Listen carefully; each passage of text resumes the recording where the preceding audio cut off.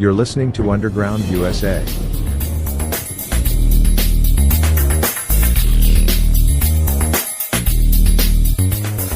Here's this morning's segment on Talkback with Chuck Wilder, is broadcast on CRN Digital Talk Radio.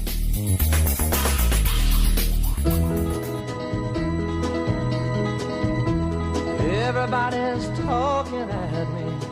CRN Digital Talk Radio, Chuck Wilder here and Swayed at the network, and we're live across America and around the world at crntalk.com. Right now I want to go to the one and only Mr. Frank Savato, host of the Underground USA podcast, heard everywhere podcasts are heard. He's the author of 6 monographs examining political and ideological threats facing our country. He can be heard twice weekly on the Captain's America Third Watch, syndicated nationally on Salem and Genesis Communication affiliate stations. And most important, his website, undergroundusa.com. Hey, Frank, how are you doing? Mr. Wilder, how you doing? Yes. I don't know. I think I'm only hitting on about 4 cylinders today for some reason, but and then you're just cutting down on your use of gasoline because of the prices. That is it. I didn't realize. Thank you. Now I know what's wrong. All right. Yeah. Hey, I got to tell you, your latest, why I've changed my mind on the need for a convention of states, kind of shocked me a little bit.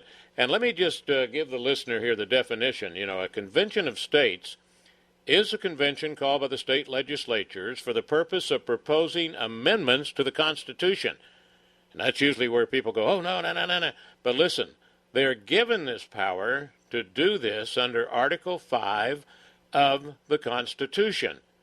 It's not a constitutional convention. It cannot throw out the Constitution because its authority is derived from the Constitution. Okay? I guess that makes sense.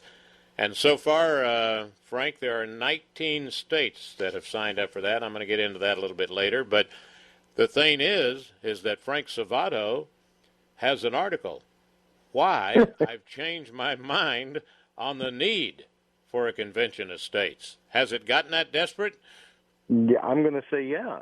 Yeah. We have been listening to, and there's a reason why the Rubicon is now on the timeline. But we have been listening to people in the middle and on the right and even on the center left for as long as I've been politically aware, who have said that when they're running, say that they're going to be the agents of change. They are going to clean up Washington. They're going to bring the government to heel so that the people are served, blah, blah, blah.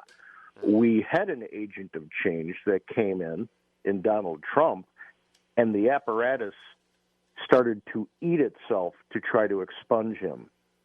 So change agents, even if they have fidelity to that change, the apparatus itself is against that 100%. It's like a body pushing out a foreign object. It doesn't want it.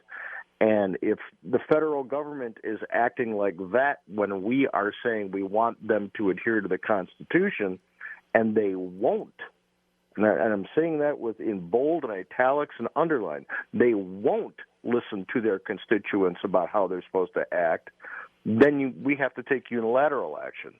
And while I had fears in the past about how a convention of the states would go, those haven't been placated. My worries are still there. It's just that we've reached the Rubicon and gone past that point to where we can expect anything from politicians and elected officials to rectify the situation. Yeah. Now then, I'm going to interrupt what you have written because I did a little real quick thing here. And I was thinking, because 19 states, have passed the Conventions of States application. And all I had to do, Frank, was look on here, and I noticed that New York and California, they haven't got into this. You know what? And that's sort of like, wow, now if California had done it, we'd say there's something we not going to like about it, right?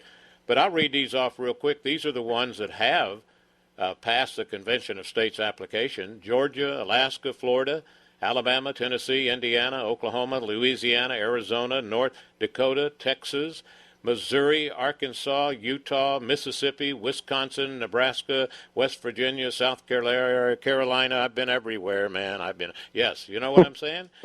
And some of these are my favorite states. Most of them are, right? Oklahoma's right in the middle. Texas, okay? Nebraska, Arkansas. It seems like, these people that are still working for a living, so to speak, and don't have crazy Congress critters running their states, all of a sudden they're getting into it. And I have a lot of guests that, boy, they'll say, don't you ever say that you want a convention of states. Don't ever say, oh, that's terrible. So the unit that we're having all the pushback from, and this was interesting to find out in my research, because once I acquiesced to the thought, I had to know everything about the effort. And I do want to add that Florida is included in the states that passed everything. Otherwise, I'd be in Tallahassee right now ringing doorbells. All of the opposition comes from Soros and far-left entities that are well-known. You've got the Clintonian contingent that is also against this. You look at the NAACP, La Raza, Planned Parenthood. All of the usual suspects on the activist left do not want this to come to pass, and that's because they have special interest talons into the apparatus in Washington, and they have been at the forefront of nudging our country away from the Constitution. Now, in addition to those 19 states, we do have to mention that there's 6 states where where the ascension to a convention of states have passed one chamber. And that includes New Mexico, South Dakota, Iowa, New Hampshire, Virginia, and North Carolina. But there are 14 other states that have this legislation before their state legislatures, and New York is among them, which was kind of surprising to me. But when you get outside of New York City and Albany, New York can be a purple to red type of territory. So with the advent of COVID and the lockdowns and people moving out of the cities in New York, and after the census, who knows what could happen up there? That could be kind of a shocking result. But you're correct. California isn't anywhere near here, and I don't expect that they will ever sign on to something like this. Mm-hmm. That should tell you something right there, Speaking of gas. Anyway, you say the toadies of the fascist left know how to community organize. That is certainly true. They know how to threaten boycotts. You've got a whole list here. Yeah. We've been dealing with this for so long that it's just become something we expect and accept. Mm-hmm. If it's summertime, somewhere in California, Oregon, Washington, New York, or Illinois, there's going to be protests about something. Something's going to get looted. Something's going to get burnt. And, of course, anything that has to do with the Constitution is bad because that's supposed to change to people's will. Well, that's not the way the game is played. It may be played like that in Venezuela and other third-world countries. It's absolutely played like that in China, although if there was protests by the left like we have here in China, they'd just walk in and mow them all down. They'd be taken away. You'd never see them again. And I'm fairly sure the same thing happens in Russia from some of the stuff I'm reading about the Ukraine. So we've become complacent to it, where we tolerate this extremism where, okay, well, we have to cover that because it's the news, and now they get their narrative in the mix of all the mainstream stuff, and because it bleeds, and you and I know this from being in journalism for so long, if it bleeds, it leads. Right. If it's sensationalistic and it sells commercial time and ad copy and all the rest and causes clicks, then they're going to keep covering it. If we would have ignored the riots in Seattle and in Portland after the first time, and they said, yeah, there's riots happening in Portland, and we wouldn't have covered it, do you think the same camera-hogging activists would have been there doing the same thing night after night? No. They were every time you mention, covering it, I always think about, mostly peaceful riot going on here, or protests going on, and the flames in the background, and wonder you didn't have dead bodies laying around. Yeah, but then they show a Trump rowdy, and they talk about how subversive and unbelievably dangerous they are. Yeah, yeah. when Really. these people are waving flags and smiling. So the definition of mostly peaceful, when that reporter came up with that, that's going to follow him around the rest of his life because he's mostly an idiot. Oh, yeah, yeah, yeah. And I think they were upset with the Trump rallies, too, because somehow, you know how they would have maybe 40 or 50 people sitting behind the president? There was always blacks for Trump, yeah. And it was like, no, wait a minute. No, all the blacks are supposed to follow what we're telling you to do. Yes, okay. Yeah. Hey, Yeah, tell me. they weren't Yeah, they weren't go ahead. listening to their Democrat activist masters, and I say that with a pointed edge.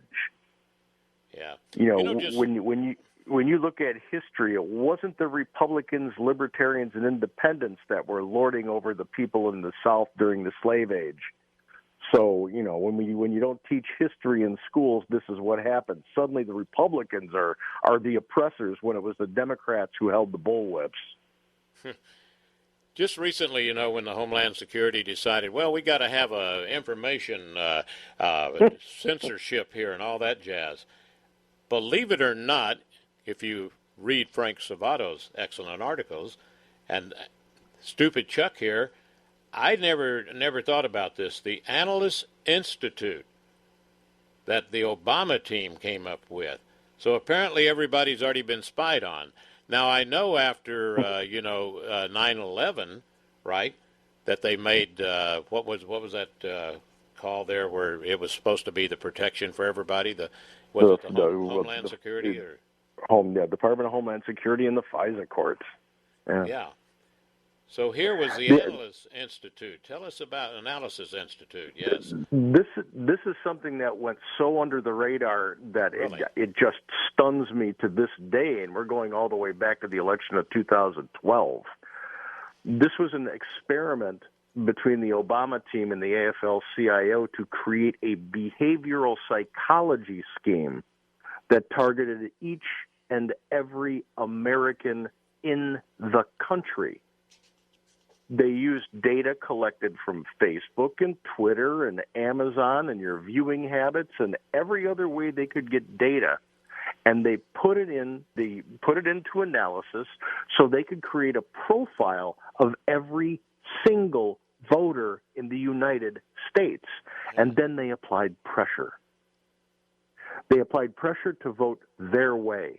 They shamed them to the ballot box. They would get personal in their emails to where your name was actually used, and they knew whether or not your neighbors voted for Obama or not, and they would say, well, your neighbors voted. Your neighbors support Obama. What's wrong with you? This is psyops, and this is why we didn't stand a chance in 2012. Mitt Romney was never in the mix. The Republican apparatus was unprepared for this kind of psychological warfare, and it showed in the results. And this is why the Republican apparatus that still leans on the same traditional types of political scheming today is outgunned at every level, and we keep getting nudged to the left. We're going to take a break and then more from Frank Savato and this excellent article, and we kind of weave off of it every once in a while, but why I've changed my mind on the need for a convention of states. Yes, we'll be back at the undergroundusa.com. That's the website for Frank Savato, undergroundusa.com.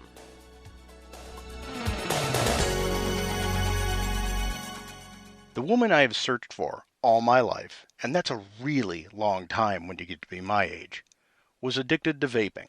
It was like an appendage in her hand. When she'd get deeply into something or her anxiety level would grow, it was as if she was walking around in a London fog. In our non-smoking culture, when we'd be out, she'd always have to excuse herself to go outside to take a few puffs just to satisfy the craving. So when the good people at Fume approached me to showcase their product on Underground USA, I immediately started researching their product. Fume, spelled F-U-M with the double dot diaeresis over the U, is the all-natural inhaler designed for a better, safer, and natural way to quit cigarettes and vaping.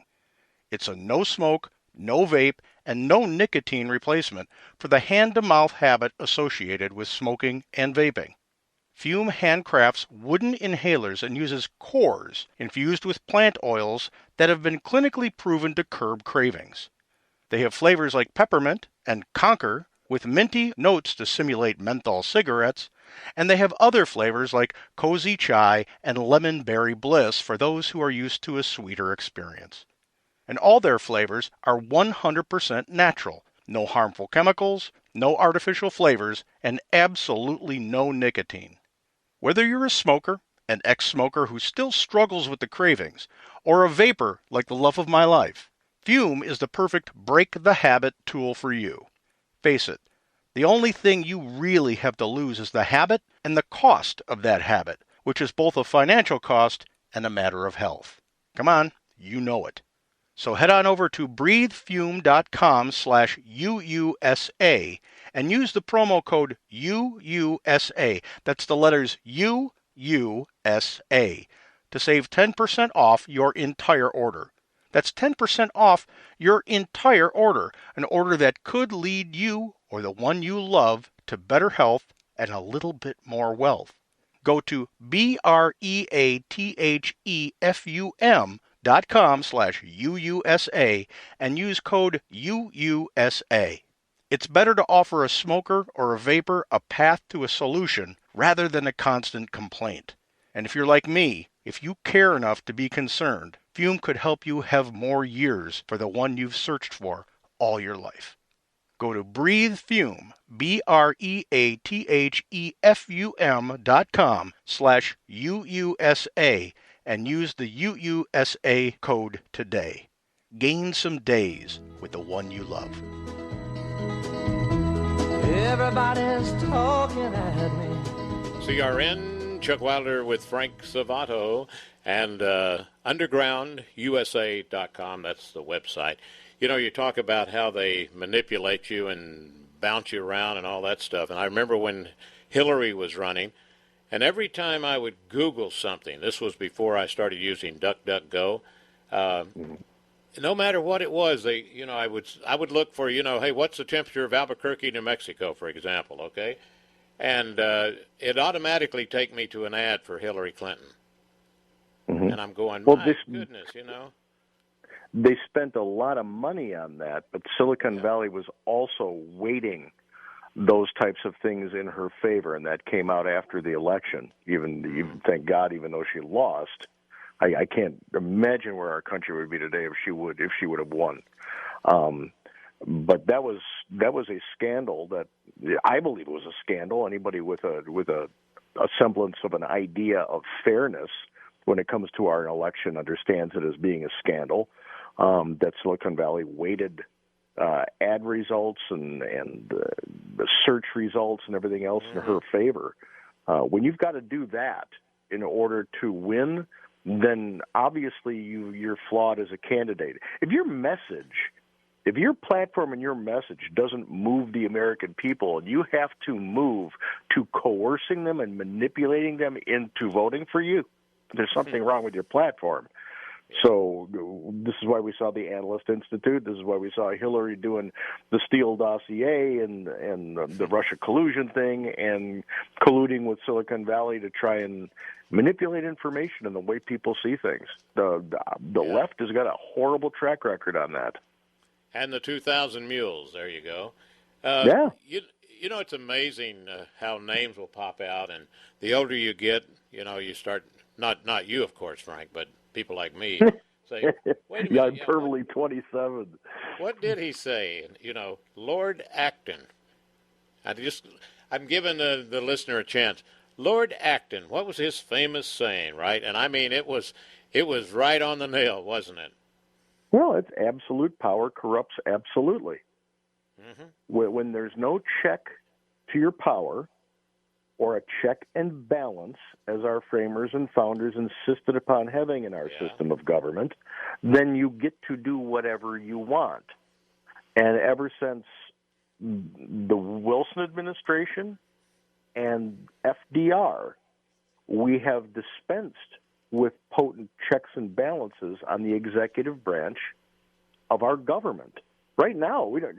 When the legislature goes and creates a bill, it may be the bill, we want to have all squirrels to wear leather skull caps. And that's the new law. But we're charging the Department of the Interior with coming up with the minutia of that law, and they'll enforce it through regulatory power. That's how all of our legislation is done today. They never spell it out in concrete so that it's defined. They give it to an agency of the executive branch, and what they're in effect doing is allowing the executive branch legislative power to create law, and that's unconstitutional. It violates the separation of powers, and they don't have the authority to do that. And that's bled over into executive orders. You know, executive orders were very seldom used in the beginning and all the way up through World War II. We didn't have 97 executive orders. Yeah. You know, that never happened. There's no check and balance to those. Well, we just got to wait till he gets out of office, then we can reverse it. Yeah, king and queen, it's like, yeah. Yeah, an executive order today is ipso facto legislation from the Oval Office, and that violates the separation of powers. So this is just one of the reasons why I say that Rubicon for a convention of states, we've crossed it. We're on the other side. It is a necessary thing today. And when you look at the way that this is crafted and laid out, one of the fears that I had about a runaway convention, and you mentioned this in the introduction, where it's, you know, they could get rid of the whole Constitution, start from scratch, and we could end up with a lot of mess. That's not the way it goes. Every state has to sign on to the case before they go to a debate, and it can only become less. Well, I'm going to tell you, listener, when we come back from this break at the bottom of the hour here, we're going to get into some of the things that would be mentioned in this Constitution of States. And there's one that I'm really for now that I never thought I'd ever say, and that's term limits. Yes. Frank Savato, undergroundusa.com. We'll be right back. Did you know that Yaupon is the only tea plant indigenous to the United States? Hi, I'm CJ, the owner of Emerald Coast Tea Company. We have a line of Yaupon teas and Yaupon tea blends that will open your eyes to tea that is literally made in the USA. Check out our entire line of teas at www.emeraldcoastteacompany.com. Honey, this ain't your mama's tea.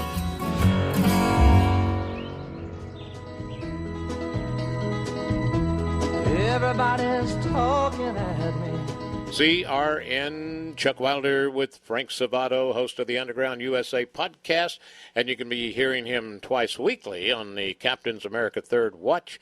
That's syndicated nationally, Salem and Genesis Communication affiliate stations. And once again, the website, undergroundusa.com. So you changed your mind, Frank, and you said the breaking point.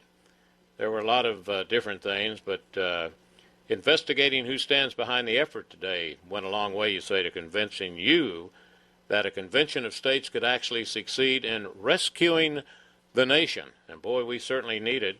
Did Mr. Biden have anything to do with this? No, Mr. Biden is a puppet. He's granted throughout his infamous career in politics, he has been somebody who has vacillated to his benefit, financially and otherwise. He's never really stood for anything. If you look at his positions throughout his career in Washington, D.C., he's always taken the one that's pulled the better and positioned him better to acquire power. So he is little more than a creature of politics and absolutely not a public servant.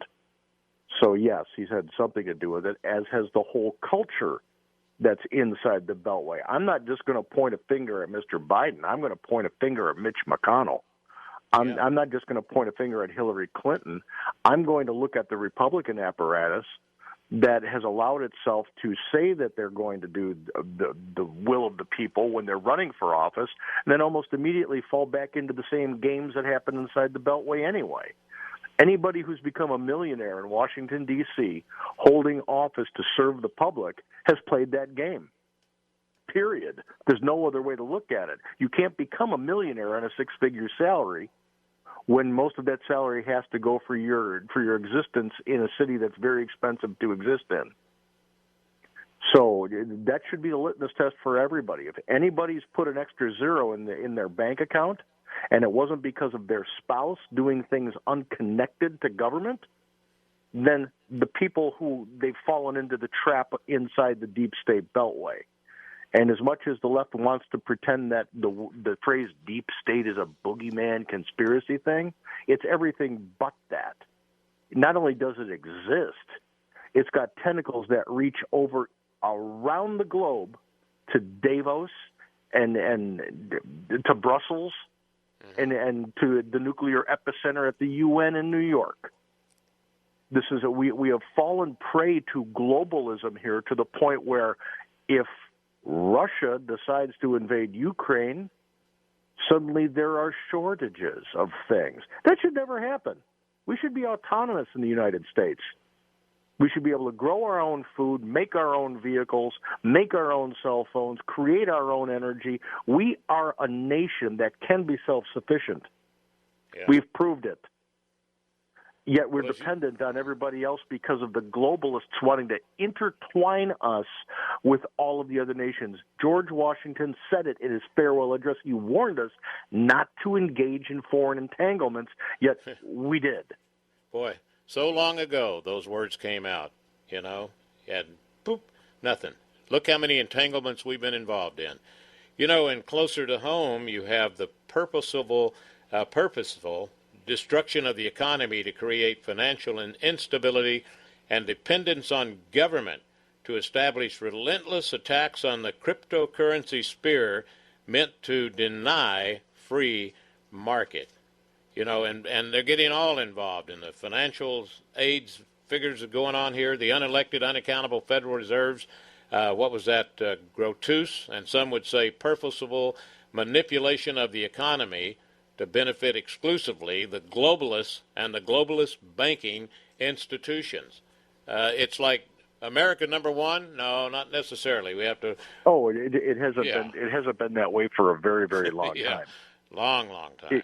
It hasn't. I'm reading a book right now, and I urge everybody to read it or listen to it. It's available on audio. If that's the way you consume your books, that's the way I consume them. It's more time expedient. But I'm reading a book called The Creature from Jekyll Island. If you want to understand the dark side of American finance and how almost useless our Congress is, you need to read that. It will boil your blood. I think the very first thing on Jekyll Island, the very first book, the gentleman was on George Putnam's show, and I wished I could remember his name. Do you remember the guy that wrote the book right offhand? I would have to go back and look at it. Anyway, so I did a voiceover for that thing that was, gosh, it seemed like it was like 12 minutes. That was long for me, But anyway, and I've still got it put away somewhere. The Creature of Jekyll Island. You're absolutely right. But this whole list here, like the purposeful destruction of the U.S. energy sector to enrich the green energy syndicate, the Biden administration's intention to succeed American sovereignty to the World Health Organization. Now, that's probably, I can't think of any president doing anything worse than that. Can you?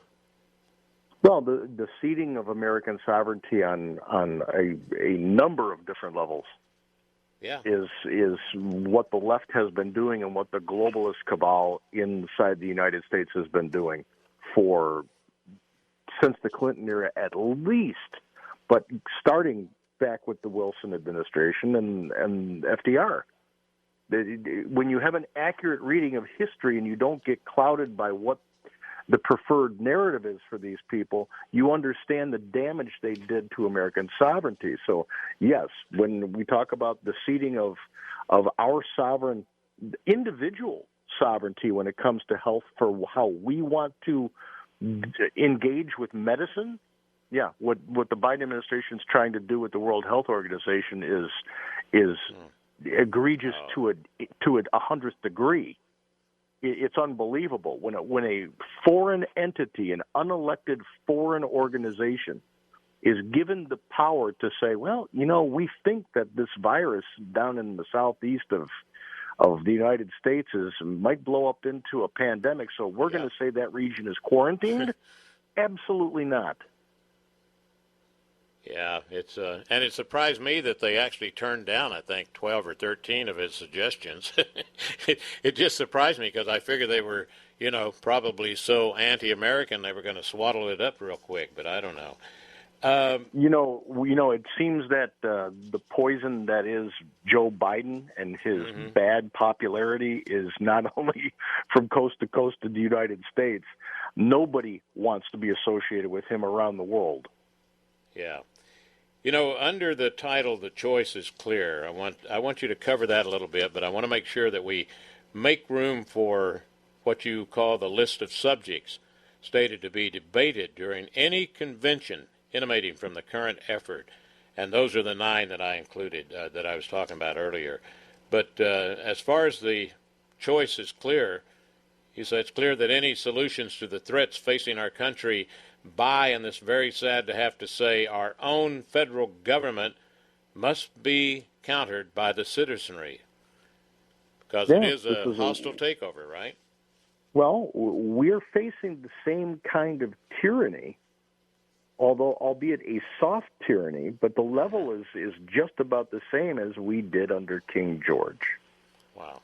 Our representative government has been diminished to such a point, and we went through this in an earlier segment, where they're creating laws so generally and ceding the authority of legislation to the executive branch that we now have an executive branch that is all-powerful.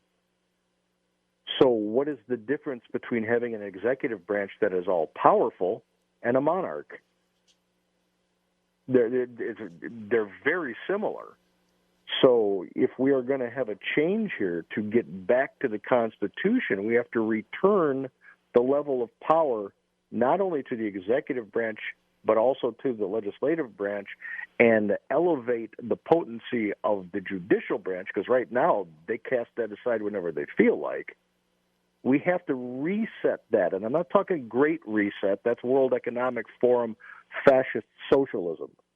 We have to have a reset back to the Constitution, where the states had a great amount of power over the day-to-day of our people, and the federal government operated in the limited, enumerated capacity that the Constitution mandated. That's going to require readdressing the Commerce Clause decisions that the Supreme Court made that were horrible, more horrible than Dred Scott. That has to be completely changed. They keep saying, well, under the Commerce Clause ruling that the Supreme Court gave us, we have the right to tell you in Indiana. Well, no, you don't. That's the point. The 10th Amendment says anything that's specifically enumerated in the Constitution is the purview of the states.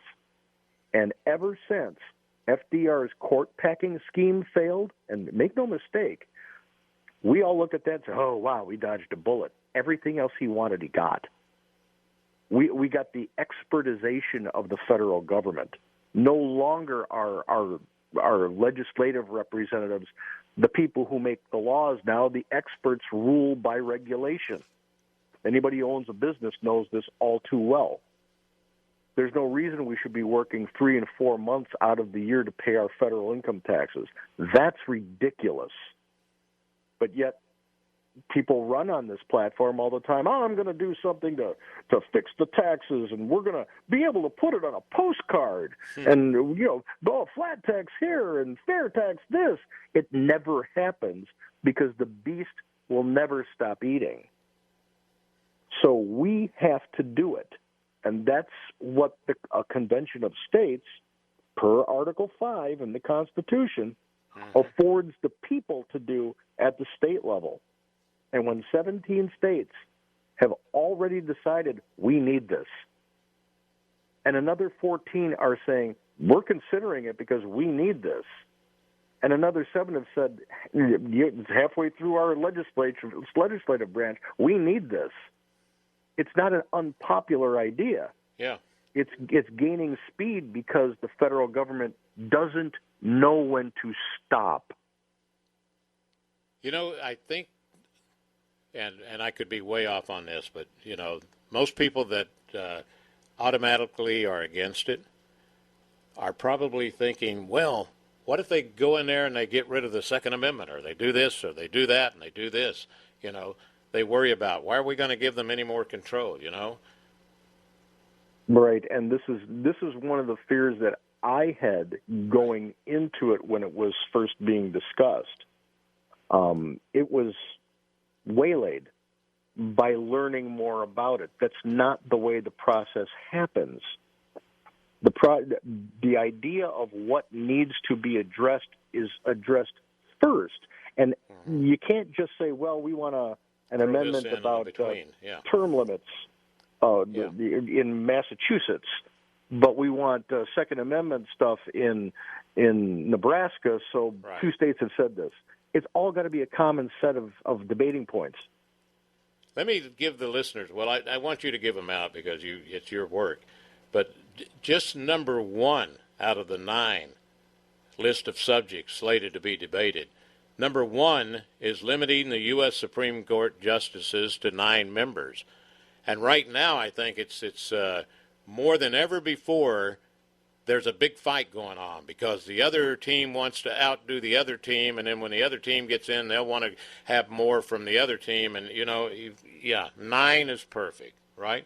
Yeah, we saw this attempt back with Franklin Roosevelt. He wanted to pack the courts because he wasn't getting his way. That's not the way our country is set up. Mm-hmm. So creating an amendment that takes it off the table is necessary at this point. 8 of the other points that this is what's on the petition now, that 14 states have said, yes, let's meet and get this done. These are the only points that are being considered. So it can never be more than this. It can only be less. Point. Preventing the addition of states without the affirmative consent of 3/4 of the existing states.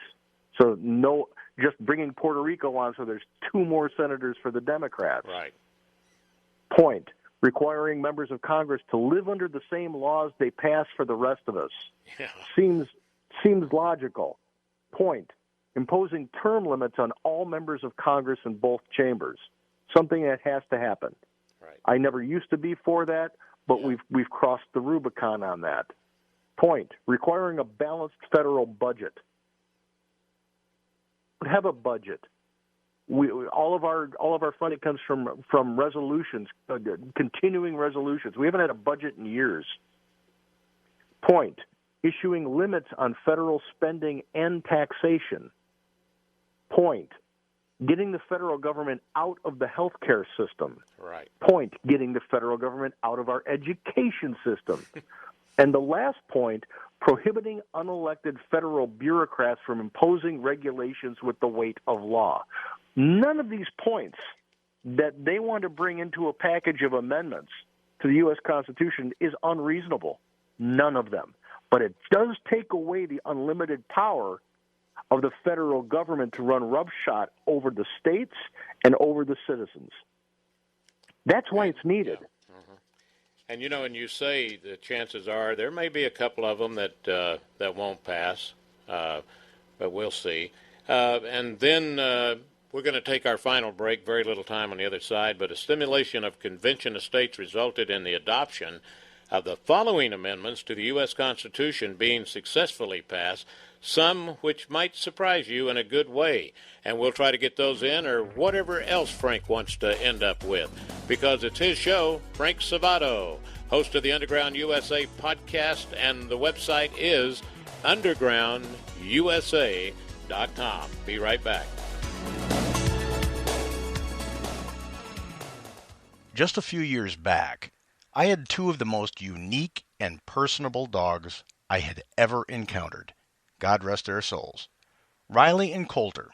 I named them after Bill O'Reilly and Ann Coulter, and you can take that whichever way it suits you. Riley, the larger male of the brother-sister pair, they were Beagle, Jack Russell, and a Pomeranian mix, would eat a boiled can if I put it within striking distance, so I was always on the lookout for something that would be nourishing, but wouldn't make him into a blimp. Coulter was the complete opposite. It was like trying to guess what Cleopatra wanted for dinner each day. Needless to say, the task of finding something store-bought fell to the wayside, and I ended up cooking for both of them. My friends thought I was insane. To that end, I wish our new sponsor's product would have been around back then. Sundays for Dogs is real food, not kibble. It's real food for dogs, formulated by a vet with only the highest quality fresh meat, vegetables, fruit, and superfoods. Made in the USA at a USDA human food facility. It's then air-dried to perfection into fresh dog food that's shelf-stable and affordable. It's 40% less expensive than leading fresh brands. Not that Riley would have needed it, but Sundays for Dogs elevated a dog's excitement about eating because it's real food, the same food that we eat. It helps manage weight, increases energy, and produces a softer coat and better digestion. Starting at just $2 a day on average, if you can keep your Riley away from the bag. It's all natural, real, raw, whole food that tastes like a treat, but it's actually a completely balanced and nutritious meal. And with a hassle-free money-back guarantee, it's a no-risk try. Plus, when you order online, enter the promo code UUSA, the letters UUSA, to receive a 35% discount on your first order. Go to sundaysfordogs.com and be sure to use the promo code UUSA to receive 35% off your first order. Do it for your Riley and Coulter. Not Bill and Ann, of course. I don't think they would care. sundaysfordogs.com. Everybody's talking at me. CRN, Chuck Wilder with Frank Sabato, host of the Underground USA podcast, and discussing his latest, Why I've Changed My Mind on the Need for a Convention of States. And I bet at one time you said never, never, never, never. I'm doing my Churchill. Yes, I did say never, never, never because I didn't trust the intellect level of people who would have tried to reproduce a constitution. Yeah, we aren't as smart as the framers. There are very few people who are. They operated at a grade 24 level, all of them, not just some of them. I did want to hit on these points from the simulation, though, before we run out of time. They had a simulated convention of states. They ran it through the paces and wanted to see how what would come out of it to waylay fears of people like me, who thought it would be more destructive than productive. And after having executed a simulated convention, this is what they brought to the table as far as amendments. Point: the public debt shall not be increased except upon a supermajority vote in Congress. I can go with that. Point: term limits on all members of Congress in both chambers. Absolutely needed. Point: that's going to be the hard one. That's going to be the hard one. That to would get them to say yes. They would never do it themselves. It needs to be imposed upon them. Right. Point: limiting federal overreach by restoring the Commerce Clause to its original meaning. That you couldn't wish for anything better. Point: limiting the power of federal regulations by allowing for a congressional override. So if a regulation was too much, Congress could override it and say, forget it. Point: requiring a supermajority of Congress to increase federal taxes. Then they went a step further. Point: repealing the 16th Amendment that created the income tax. And the last point that came out of this convention was giving the states, by a 3/5 vote, the power to abrogate, nullify, any federal law, regulation, or executive order, which means the states would retain their power to say the federal government in that act is overreaching the Constitution and we can't be punished for it. These are all reasonable and acceptable safeguards to the Constitution and the Bill of Rights. And there's no reason why we shouldn't be able to have them codified into the Constitution as amendments. Because the ruling class in Washington will never cede the power they have. No matter what they tell you, no matter what their rhetoric is, no matter how much they promise you at election time that they're going to be the change agents, the apparatus itself will not allow it to happen. And that's why we have to take it back, neuter it, and put the beast back into the box. There you go. Very good, yeah. And you know, Frank, it's like you get elected, and the second day you start raising money to get elected again. That's the number one thing. Seems That's like the game. with everybody. Yeah. That's the And you game. know, people, As John Stuart Mill said, bad men need nothing more to compass their ends than that good men should look on and do nothing. You ought to write that down. Frank Savato. All right. Thank you very much, sir. Look forward to our next visit, undergroundusa.com. Thank you, Slade. Thank you for listening, and God bless the United States of America.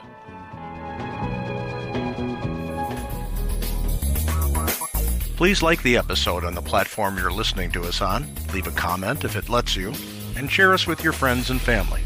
Our influence grows when you share our podcast. And don't forget to sign up for our Substack, which comes directly to you, subverting the interference of the internet gatekeepers and social media censors. This is going to be increasingly important moving forward given the world's trajectory. You're listening to Underground USA. My name is Frank Salvato. We'll be right back after this.